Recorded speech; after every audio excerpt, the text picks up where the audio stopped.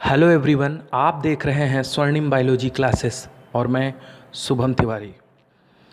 एक बार फिर से नीट बायोलॉजी सीरीज में आपका स्वागत है और आज का टॉपिक है protostomes and deuterostomes. The terms protostome and deuterostome denote the differences in the embryonic origin of the mouth.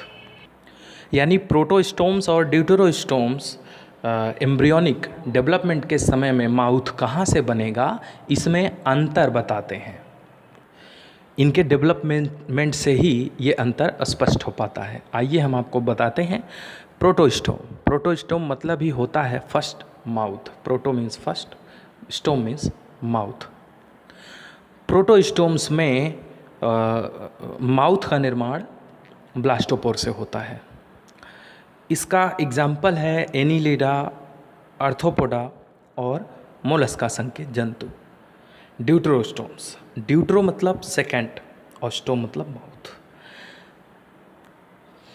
यहाँ प्रोटोस्टोम्स का ठीक उल्टा है। इसमें ध्यान दीजिएगा, इसमें ब्लास्टोपोर से माउथ न बन करके एनस बनता है। यानी कि मेन डिफरेंस प्रोटोस्टोम और ड्यूटरोस्टोम्स में ये रहा कि प्रोटोस्टोम में ब्लास्टोपोर से माउथ, जबकि ड्यूटरोस्टोम में ब्लास्टोपोर से एनस बनता है।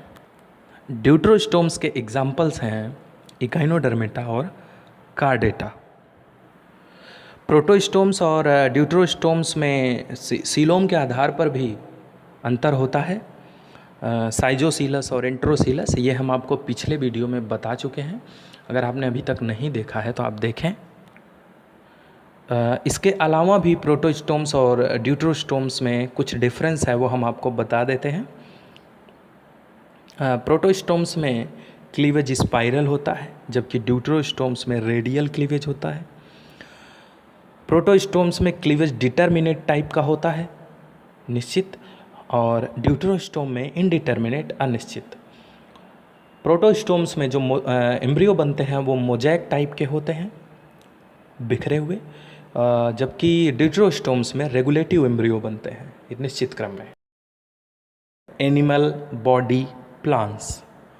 There are 3 basic types of body plans in animals, namely cell aggregate, blind sac and tube within tube body plan.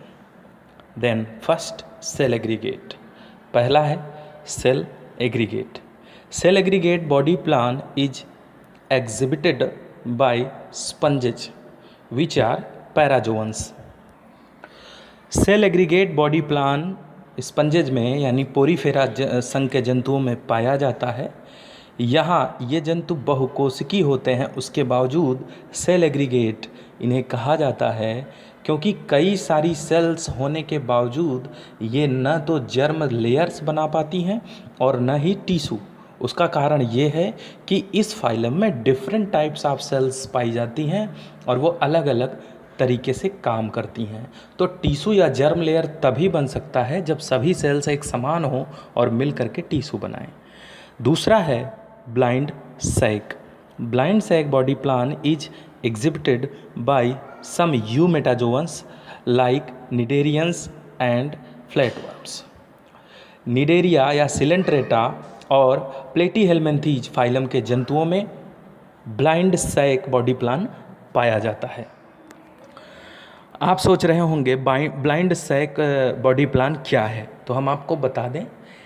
इनमें विकसित जंतुओं की तरह माउथ और एनस नहीं होता, मतलब एलिमेंट्री कैनाल में 2 छिद्र न हो करके एक ही छिद्र होता है और उसी छिद्र से वो भोजन ग्रहण करते हैं और फिर उसी छिद्र के द्वारा फीकल मैटर को वापस बाहर निकाल देते हैं। तो इसलिए इसे ब्लाइंड सैक कहा जाता है। तीसरा और सबसे अंतिम है tube within a tube. This is found in higher eumetazoans from aschelminthes and chordates.